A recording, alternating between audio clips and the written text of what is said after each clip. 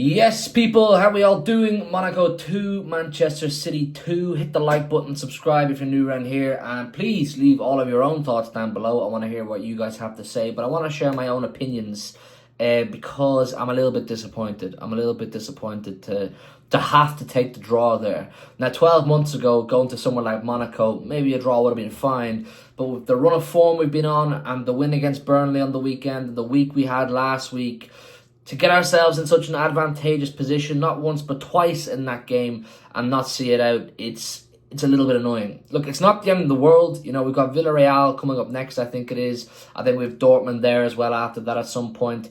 Win both those games, hopefully, and you're kind of staring at qualification for the knockouts in the face at that point. But in terms of tonight's game, it's just one of those ones where you're going, why didn't we see it out, and why didn't we kill the game?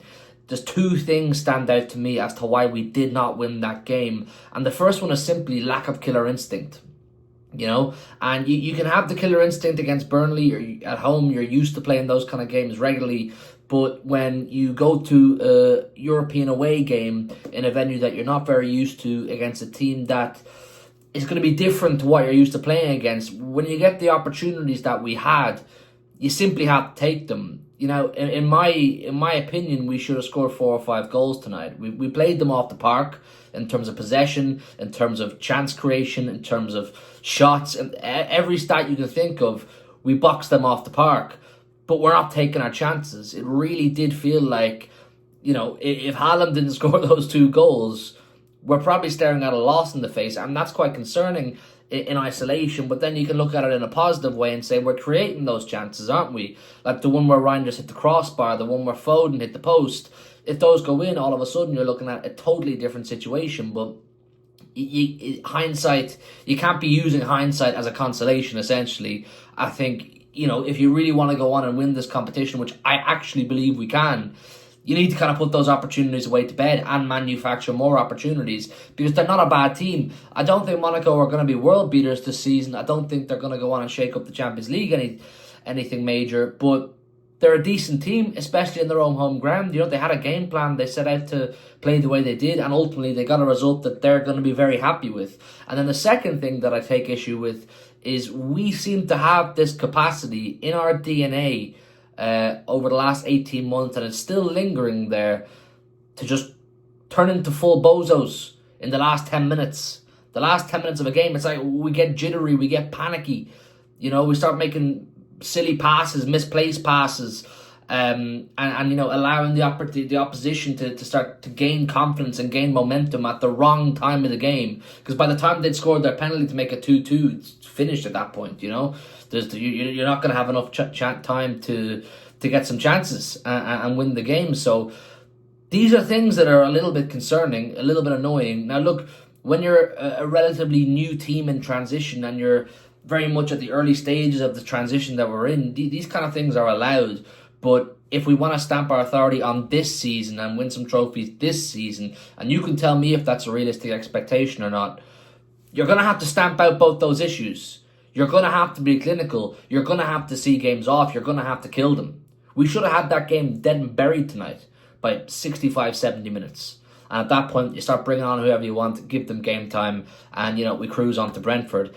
Instead, we drop points from a position where we didn't need to drop points. You know, accepting a draw was never meant to be a good thing tonight. You know, when you look at the overall balance of play, I think accepting a draw is a little bit frustrating. Now, I know plenty of you will sit there and say, look, going to Monaco, European away game, a draw is a good result. And look, I guess in some ways it is, but you know me, I will just speak on the 90 minutes that we've just watched.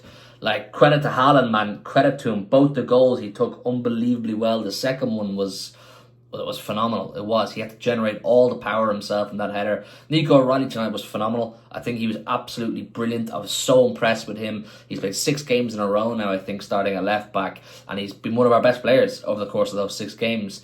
So, in the grand scheme of things, we probably, you know, I think those players deserve to come away with the win. I think Vardiol had possibly his worst game in a Man City shirt. It wasn't like him at all. He wasn't on his game at all tonight. And Rodri, of course, I think I'm just going to say it, he was miles off the pace. I think the team actually played better once Nico G came on, and that's probably natural, with how long he's been out for. And I think the injury is still bothering him a little bit, at the very least psychologically. So he was miles off the pace.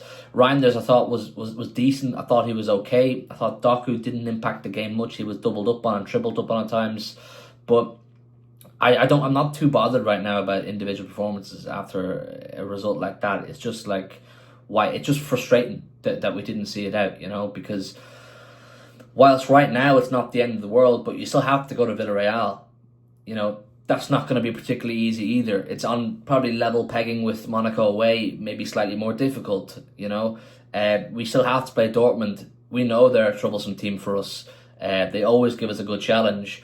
We have to go to the Bernabeu. So for me, with this competition, it's all about give yourself less work to do by the time you get to game week 6, 7, and 8. You don't want to be really under the cosh trying to get your qualification with 3 games to spare, 2 games to spare, going into the last game week. So to give up the 3 points tonight, it's just like, But it's not a loss. We're 6 games in a row unbeaten. I think there's still plenty of positives to take from that. I'm really not devastated with this. There's no way I'm throwing my toys out of the pram. It's just frustrating. Like I say, those 2 things, the lack of killer instinct and the bozo DNA that is deep inside of us once the clock strikes 80 minutes. I don't know how you eradicate that. Is it a mentality thing? I'm not sure. But it is what it is, man. It is what it is, We've got Brentford on Sunday. That's a massive, massive, massive game.